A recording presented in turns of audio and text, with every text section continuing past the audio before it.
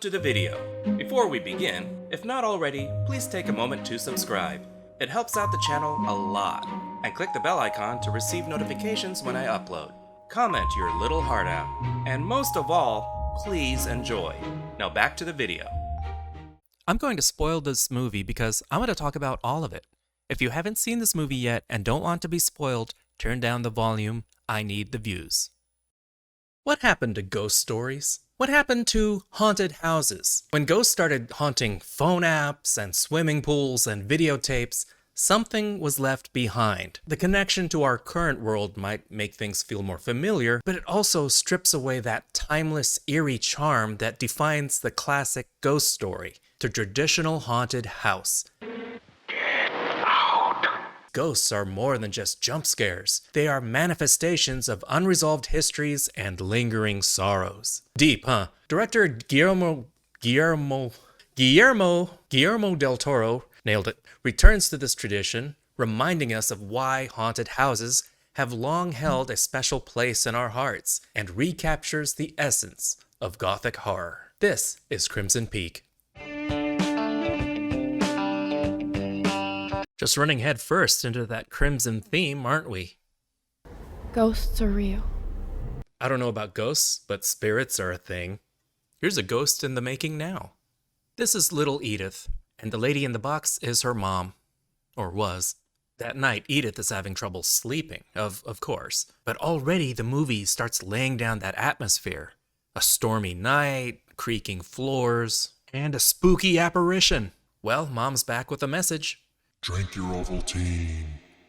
Oh no, wait, it's a warning. Beware of Crimson Peak. But after that, she hasn't seen or heard anything from any ghosts, so for the next 14 years has been pretty much ghost-free. Well, Edith grows up to be quite the heartbreaker. Charlie Hunnam is Dr. Alan McMichael, and I think he has a thing for her. Those puffy shoulders are so hot. Edith is here to present a book she wrote, a ghost story. Or rather, it's a story with a ghost in it. Write what you know. But apparently it doesn't have enough romance to appeal to audiences. I realize now that my handwriting is too feminine. It gives me away. What does that mean? Do you make your O's look like little vaginas? Her father gave her a fancy pen, but she would rather have a typewriter. Or at least an iPad. Tom Hiddleston plays Thomas Sharp. He's here to see her father, but he mistakes Edith as his secretary, and romance blossoms. He likes her stuff, and her book ain't bad either. Thomas needs investors for his invention, a clay harvesting machine. The clay up at his place is really good for stuff like bricks, as long as you don't mind the color red. What is this, a clay harvesting machine for ants? But the sharks are out. A toy. There's definitely a class thing going on here. You've got the softest hands I've ever felt. Your mom didn't complain. That night, Edith sees the ghost again. Don't be scared. It's only a metaphor. The ghost delivers a warning. Beware of Crimson Peak and possibly incest. Meanwhile, her father is at a party being entertained by Thomas's sister, Lucille. Play piano, man! Well, look who decided to show up. Thomas demonstrates how they waltz in Europe, and there isn't a dry corset in the house. Dad doesn't trust Thomas. He has the Sharps investigated, hoping to dig up some red dirt. I want results. Meanwhile, Thomas and Edith get closer. If he plays his cards right, she'll show him an ankle. Then if he really plays his cards right, she'll show him both. I don't think she's the right choice. She's too young. Turns out the Sharps really are shifty, and they have plans for Edith. You couldn't make this shot more sinister if you tried. Well, dirt has been dug up on the Sharps. The exact nature of that dirt isn't revealed just yet, but it's enough for Daddy to bribe the Sharps to leave the country and leave his daughter alone. At this time in history, I have to wonder what a bribable amount of money is. It's probably comically low by today's standards. Here's $5,000, leave the country forever. But also the other part of this deal is he has to break his daughter's heart. Thoroughly. Just to finish things off. When I first came to America, my heart was brimming with a sense of adventure. Burdened with glorious purpose, if you will.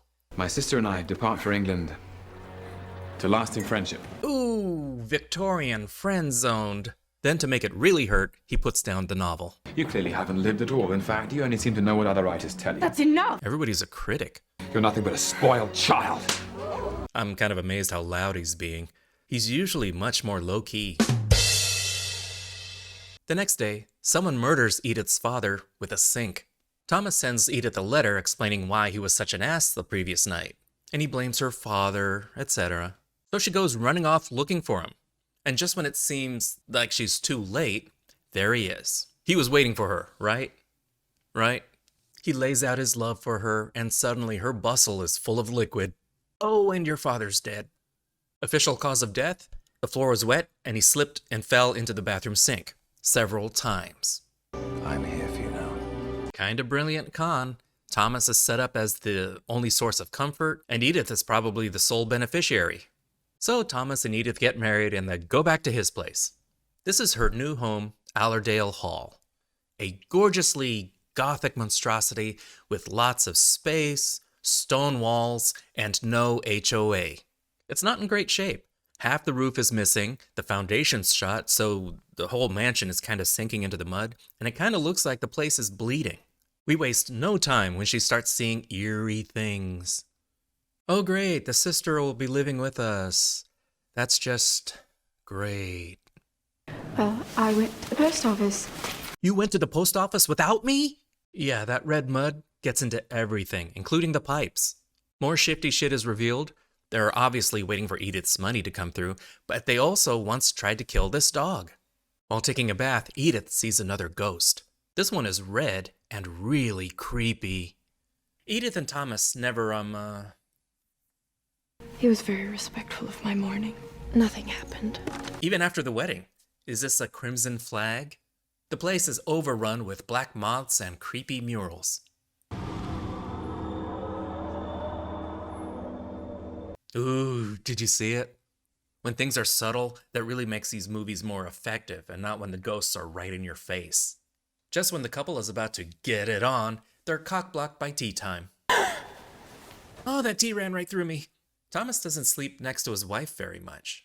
Oh yeah, candlelight, dark haunted mansion. Spooky noise, and then some. Lures Edith to a closet with a bunch of wax cylinders. Before records were flat discs, they were wax cylinders. Yeah, I'm that old.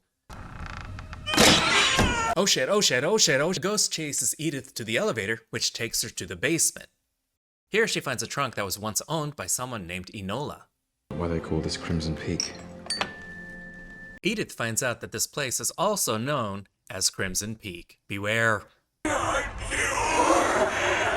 It's kind of hard to warn someone if you're scaring the shit out of them. Of course, nobody else sees anything. Tomorrow, why don't we go out to the post office? The post office? Gee, can we? And can we go to the laundromat too? The ghost warned her to leave Crimson Peak, but she's not going anywhere. Her money lives here now. Thomas and Edith finally get it on, which seems to piss off Lucille for some reason. She finds a gramophone player. Remember those cylinders? And she also finds documents from the same places Thomas had tried to secure funding for his machine. There are these massive tanks of red clay, which kind of look like big tanks of marinara to me. No different from Olive Garden. Edith listens to the recordings and goes through the documents, and she discovers that Thomas had previously married 3 other rich women. And Lucille's been poisoning her with tea as part of this scheme to finance Thomas's inventions. Do we have to do this? Must we? Thomas doesn't seem to want to go through with this anymore. Maybe he's starting to care for Edith, maybe he's getting his taste for it, but Lucille convinces him to keep going. Dr. Allen shows up to save Edith from the Sharps. I know who you are.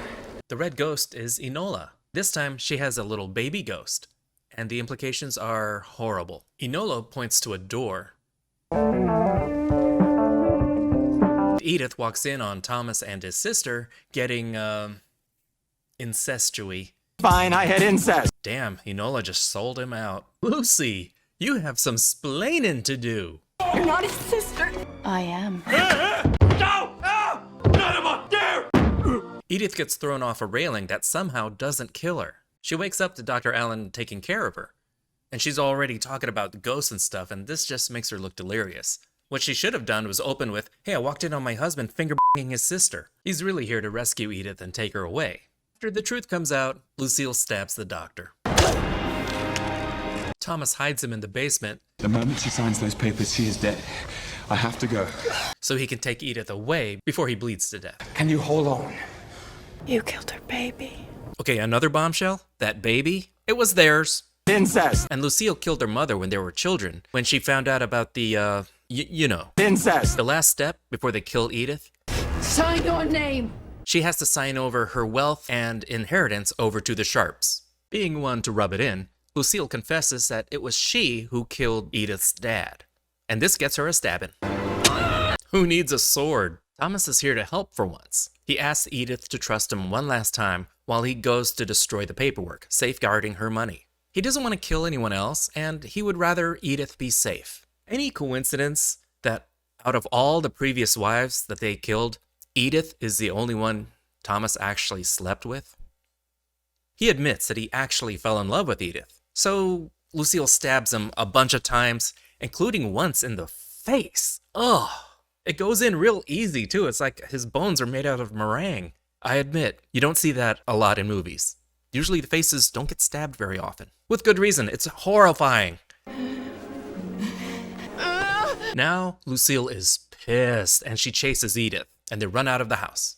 They struggle outside, lots of blood, and it looks like Edith is on the ropes. I won't stop till you kill me. And then she's like, hey, behind you, it's your brother.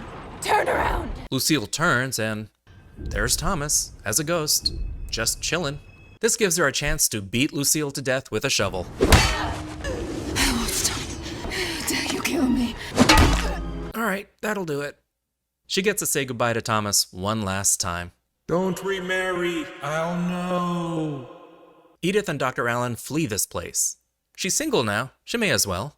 Lucille is left to haunt by herself. Soon to be a bestseller, Crimson Peak by Edith Cushing. I guess she went with her maiden name. That was Crimson Peak. Edith is a good blend of determination and innocence, like Jane Eyre in a horror movie. But still, she's a little flat. Thomas is brooding and tragic, basically a Victorian Loki. Breakout here is Jessica Chastain as Lucille. She's so wonderfully unhinged and psychotic. She is scary in this. Even the house itself is a character. The howling wind breathes life into its walls, and it's a tribute to the sound design and art design. The art design and cinematography is just gorgeous. Flickering candlelight, eerie shadows, blood-red clay seeping through the snow like a horrifying Rorschach test. Visuals are so stunning, and the pacing is measured and deliberate, letting you soak it all in. The story of Crimson Peak might not break any new ground in the haunted house genre, but it's a greatest hits of gothic tropes. Mysterious deaths, secret rooms, ghosts with unfinished business. The plot is about as complex as a Scooby-Doo episode, but that's part of the charm. It's comforting and simple, like picking up a spooky book on a dark night. Some might find it slow and plodding, but it's very character-driven, and it really lets the audience get to know and connect with everyone. Damn it, Hollywood, stop killing Loki. Crimson Peak is 4 Bs. It's all about mood and atmosphere. While not exactly groundbreaking, it still offers the old-fashioned elegance of ghost stories, a fun callback in a time where horror often leans on gimmicks. So if you're in the mood for a visually stunning, deliciously over-the-top ghost story, then give this one a try. Watch in a dark room, I dare you. Thank you so much for watching. Like, subscribe, comment, the bell, you know, the usual YouTube stuff. This is theNewBee, and I'll see you later, kids. Toodles.